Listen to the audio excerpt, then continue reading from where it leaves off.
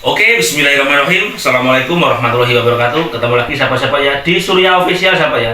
Seperti biasa sahabat, di pertemuan kita kali ini mudah-mudahan kita semua dalam keadaan sehat ya, tidak kurang suatu apapun, dilancarkan segala urusan dan rezekinya teman-teman ya. Amin, amin, amin ya robbal alamin.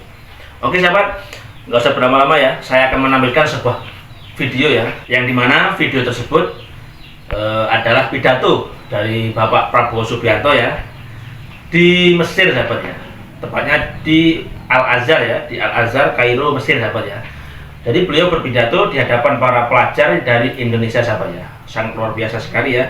Dan seperti apa videonya sahabat ya, marilah kita simak bersama-sama. Bismillahirrahmanirrahim. Assalamualaikum warahmatullahi wabarakatuh.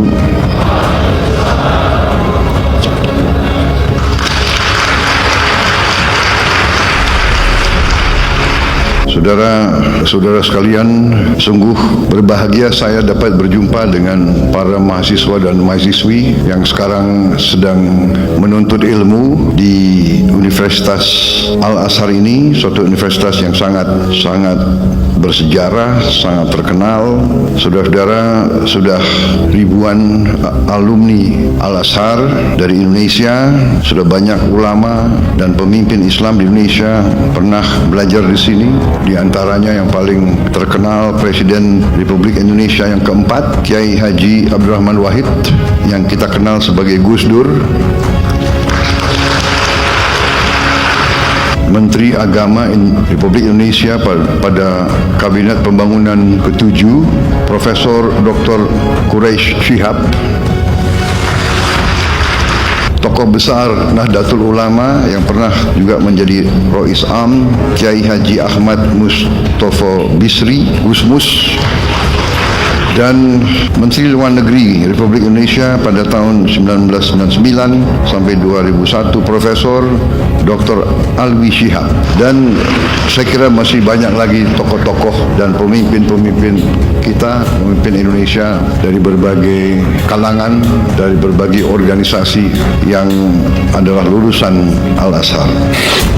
Saya hadir di Mesir ini untuk dua acara penting, yaitu hari ini saya melaksanakan kunjungan kenegaraan kepada Republik Arab Mesir, diterima dengan sangat terhormat tadi di Istana Presiden di Kairo, dan di sana melaksanakan pembicaraan cukup mendalam, cukup intensif saya dengan Presiden Al-Sisi, kemudian dengan menteri-menteri beliau dan delegasi saya. Kita telah menyepakati beberapa hal-hal penting yang intinya adalah kita ingin meningkatkan dan mempererat hubungan antara Indonesia dan Mesir yang pernah sangat dekat dulu, karena Mesir memiliki tempat yang khusus di hati kita, tempat bersejarah, yaitu Mesir merupakan negara yang pertama mengakui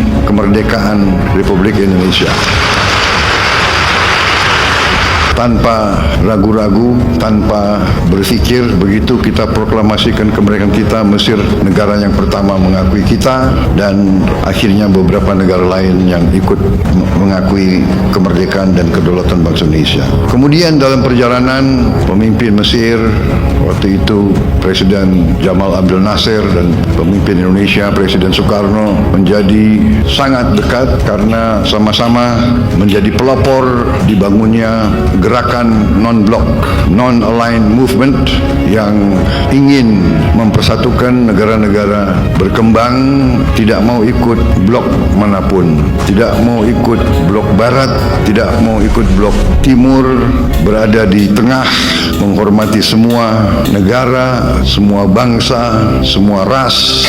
Itulah pendirian pemimpin-pemimpin kita waktu itu, dan itulah tradisi yang hendak kita teruskan, tradisi bangsa Indonesia, dan itulah juga yang saya canangkan bahwa saya akan meneruskan dan mempertahankan sikap ini, bahwa bangsa Indonesia adalah bangsa yang menghormati semua bangsa-bangsa di dunia, menghormati semua negara-negara, tidak mau terlibat dalam permusuhan dengan siapapun, tidak mau terlibat dalam fakta-fakta militer, selalu menganjurkan jalan damai, selalu menganjurkan musyawarah, selalu menganjurkan jalan tengah, selalu menganjurkan kolaborasi, kerjasama, bukan konflik.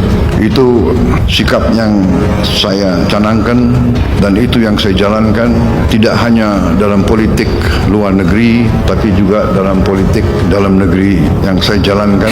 Selama ini saya menyampaikan bahwa di abad ke-21 ini dunia semakin kecil, teknologi semakin canggih.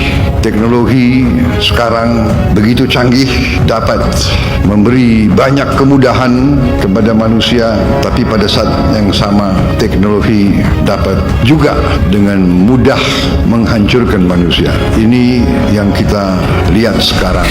Saudara-saudara sekalian, para mahasiswa-mahasiswi, tentunya selalu saya menyampaikan hal ini karena saudara-saudara adalah bagian dari masa depan bangsa Indonesia.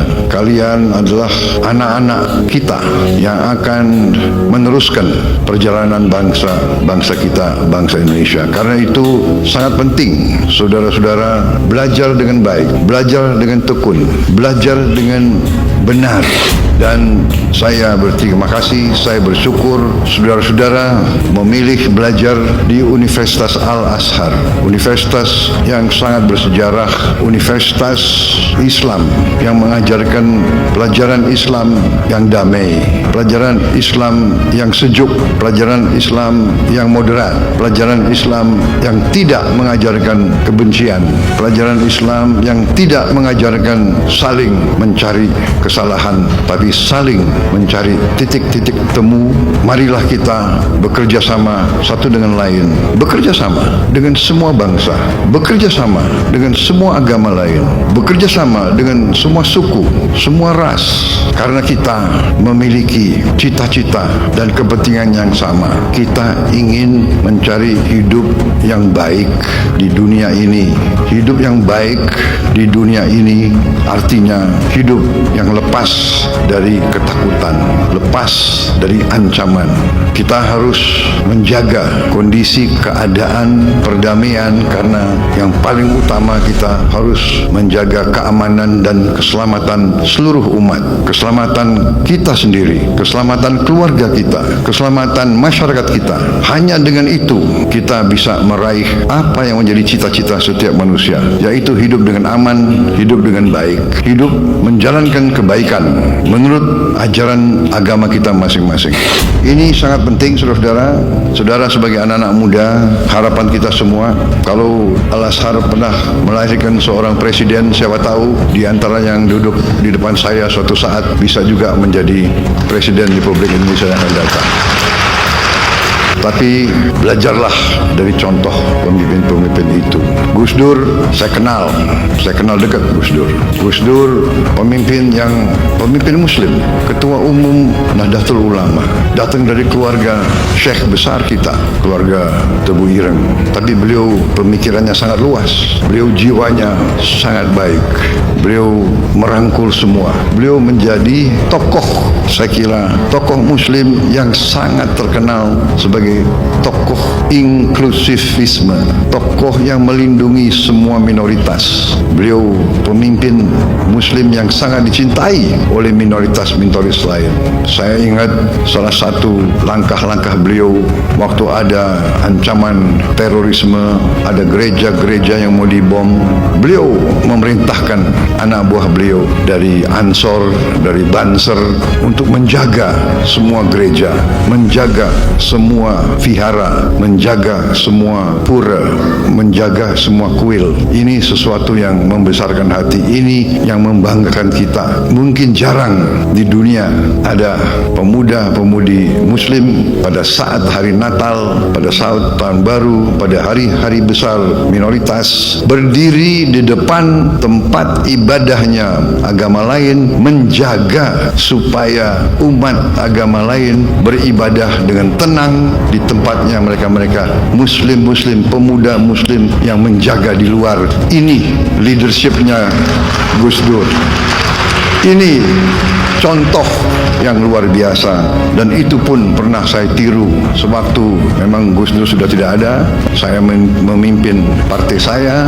Waktu itu ada lagi ancaman-ancaman bom pada gereja. Saya juga perintahkan pemuda-pemuda pengikut saya di Partai Gerindra untuk menjaga di kota masing-masing semua tempat ibadah agama lain. Kita yang jaga, mereka yang beribadah. Ini contoh, dan itulah kenapa Gus Dur ini sangat dihormati. Walaupun beliau menjabatnya sebentar, tapi beliau masih sampai sekarang dihormati, dan beliau akhirnya sekarang diusulkan menjadi pahlawan nasional bangsa Indonesia. Saudara-saudara sekalian, ini saya kira salah satu contoh alumni Al-Azhar yang sempat menjadi pemimpin tingkat nasional di Indonesia, akhirnya menjadi presiden di Provinsi dan memberi kepemimpinan kenegarawanan, leadership yang patut dicontoh dan akhirnya juga dihormati oleh bangsa-bangsa lain. Saya kebetulan kenal beliau baik, dan alhamdulillah leadership yang beliau sampaikan menjadi pelajaran bagi kita sekalian. Saudara-saudara sekalian, selain kunjungan kenegaraan ke Mesir, besok kita akan lakukan pertemuan KTT, konferensi tingkat tinggi antara 8 negara yang disebut D8. D8 ini adalah The Developing Aid for Economic Cooperation. Didirikan tahun 97 untuk meneruskan kerjasama ekonomi dan pembangunan antara 8 negara berkembang, yaitu Bangladesh, Mesir, Indonesia, Iran, Malaysia, Nigeria, Turki, dan Pakistan. Ini kebetulan 8 negara Muslim yang jumlah penduduknya besar. Jumlah penduduknya mungkin semua negara ini jumlah penduduknya di atas 100 juta. Jadi saudara-saudara, D8 ini dibentuk untuk melakukan kerjasama ekonomi. Saudara-saudara, kalau D8 ini bergabung, ini pasar ini lebih dari 1 miliar manusia. Nah, ini tentunya kita harus mengakui kita belum begitu puas. Masih banyak yang harus ditingkatkan, banyak yang harus kita cari bentuk-bentuk kerjasama, dan untuk itulah besok kita akan bertemu lagi, dan besok sesudah itu tahun depan ketua D8 beralih ke Republik Indonesia. Jadi mudah-mudahan kita bisa berbuat yang baik. Saudara-saudara sekalian, kita lihat keadaan dunia, keadaan kawasan saat ini penuh dengan ketegangan, penuh dengan konflik, penuh dengan bisa kita katakan peperangan. Kita prihatin apa yang terjadi di kawasan ini terhadap saudara-saudara kita di Palestina, tapi tidak hanya di Palestina, di tepi barat Palestina, ya, di Gaza, tepi barat Palestina, di Lebanon, sekarang di Suriah, tapi juga di kawasan-kawasan lain, di Libya, di Sudan, di Yaman. Saudara-saudara, marilah kita selalu waspada bahwa kalau kita tidak rukun dan tidak bersatu, kalau pemimpin-pemimpin kita tidak arif, tidak bijaksana, ujungnya adalah yang terjadi adalah perpecahan. Dan bila pecah, bila tidak ada persatuan dan kesatuan, yang ada adalah kelemahan. Dan kalau lemah tidak dapat melindungi dan menjaga keselamatan rakyatnya. Saya kira ini pelajaran yang sangat penting bagi kita. Saudara-saudara, para mahasiswa-mahasiswi, belajarlah dengan tekun, belajarlah dengan baik, jadilah wakil-wakil Indonesia dengan baik. Jangan memalukan kita, belajar dengan baik. Saya bersyukur saya dapat laporan bahwa mahasiswa Indonesia termasuk mahasiswa asing yang paling sedikit bikin masalah di Al-Azhar dan di Mesir. Mudah-mudahan laporan ini benar adanya. Jangan hanya nggak enak sama Presiden Republik Indonesia disampaikan laporan-laporan yang bagus. Tapi tadi Presiden Al-Sisi juga mengatakan tiap kali lihat wajah orang Indonesia di Mesir, beliau selalu lihat wajah yang baik, wajah yang gembira. Mudah-mudahan itu pun benar adanya. Tapi kalau saya lihat wajah kalian ini, ya kayaknya benar juga itu, ya. Jadi terima kasih Saudara-saudara, yang saya bisa sampaikan bahwa bangsa kita sekarang ini ingin mempercepat pembangunan ekonomi. Kita bersyukur kehadirat Allah yang Maha Kuasa, Tuhan Maha Besar, yang begitu banyak memberi karunia kepada kita. Bangsa Indonesia harus bersyukur. Berkali-kali saya mengatakan, bangsa Indonesia harus bersyukur. Kita diberi karunia yang sangat luar biasa, kekayaan alam yang luar biasa. Saya sudah diberi angka-angka tersebut. Kita memiliki tambang-tambang strategis, mineral-mineral kritis, tanaman-tanaman yang sangat banyak ragamnya. Sebentar lagi kita tidak hanya swasembada pangan, tapi dalam beberapa tahun lagi saya katakan Indonesia akan menjadi lumbung pangan dunia. Kita begitu besar karunia yang diberikan oleh Yang Maha Kuasa. Lahan yang luas, yang subur, ketersediaan air yang cukup. Juga 3/4 wilayah negara kita adalah dari laut. Kita memiliki cadangan ikan kedua terbesar di dunia. Kita memiliki panjang pantai ketiga terpanjang di dunia. Artinya kita bisa punya puluhan juta hektar tambak-tambak ikan, tambak udang, tambak lobster, tambak kepiting. Kita akan menjadi eksporter yang paling utama di bidang ikan dan protein untuk dunia, saudara-saudara. Saudara-saudara sekalian, semua karunia ini percuma kalau tidak bisa kita kelola dengan baik. Karena itu saya bertekad, mandat yang diberi kepada saya oleh rakyat Indonesia, saya dipilih oleh rakyat Indonesia, saya disumpah di hadapan rakyat dan di hadapan Yang Maha Kuasa, saya disumpah untuk menjaga undang-undang dasar kita, menjalankan semua undang-undang. Karena itu saya bertanggung jawab untuk menjaga dan mengelola semua kekayaan kita untuk bisa dinikmati sebesar-besarnya oleh seluruh rakyat Indonesia. Bukan segelintir. Saudara-saudara sekalian, kita bangga GDP kita, produk domestik bruto kita tumbuh dengan pesat. Tumbuh dengan pesat di tengah ketidakpastian dunia. Tetapi kita menyadari bahwa pertumbuhan itu belum merata. Bahkan sebagian rakyat kita masih berada dalam keadaan yang memprihatinkan. Mereka masih bisa kita golongkan dalam keadaan yang miskin. Ini tekad saya, pemerintah saya. Kami ingin berjuang sekeras mungkin untuk menghilangkan kemiskinan dari bumi Indonesia. Dan untuk itu, dalam rangka menjaga kekayaan Indonesia tidak salah kelola, tidak bocor, tidak dicuri, mau tidak mau kita harus bertekad untuk memberantas korupsi dari bumi Indonesia. Memang banyak yang mengejek Prabowo Subianto. Saya memang sudah biasa diejek. Dari dulu saya diejek. Dari dulu saya difitnah.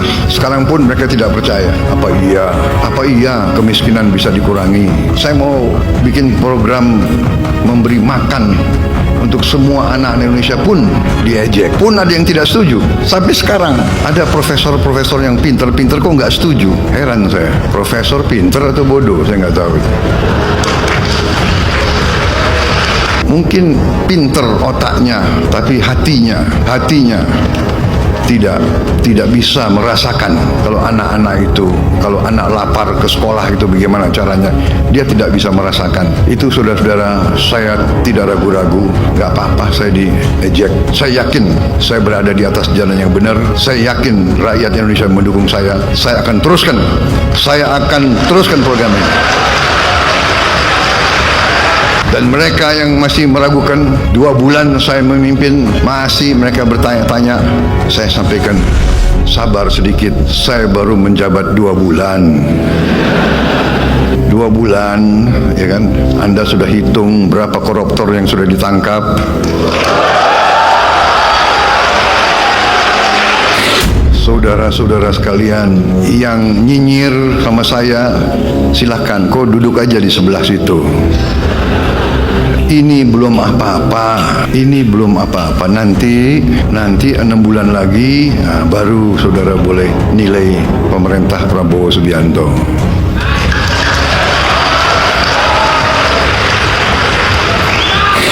Saya merasa merasa bahwa kalau sudah dipilih oleh rakyat, kalau sudah disumpah di hadapan Yang Maha Kuasa, tidak perlu ragu-ragu. Kita hanya setia kepada rakyat Indonesia dan kita hanya takut kepada Yang Maha Kuasa di atas itu.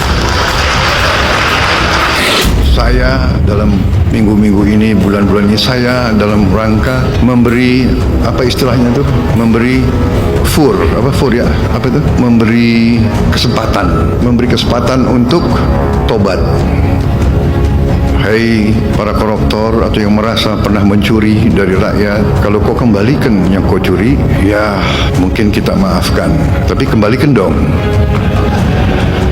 Nanti kita beri kesempatan.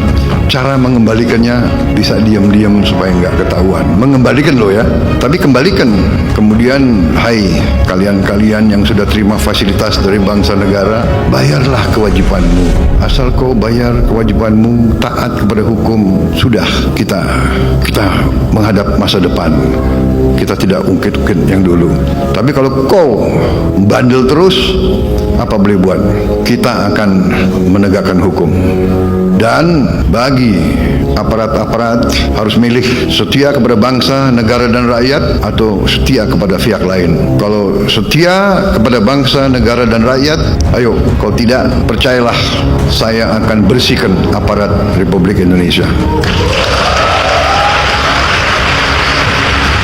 Dan saya yakin dan percaya rakyat Indonesia berada di belakang saya, saudara-saudara sekalian. Saya kira itu yang saya ingin sampaikan. Anak-anakku, belajar yang baik, belajar yang tekun, buatlah yang terbaik untuk bangsa, rakyat, dan negaramu. Raih ilmu untuk bangsa, berbuat baik untuk rakyat. Itu pesan saya. Terima kasih atas kesempatan ini. Saya bisa tatap muka dengan saudara-saudara. Saya bisa bicara langsung kepada kalian.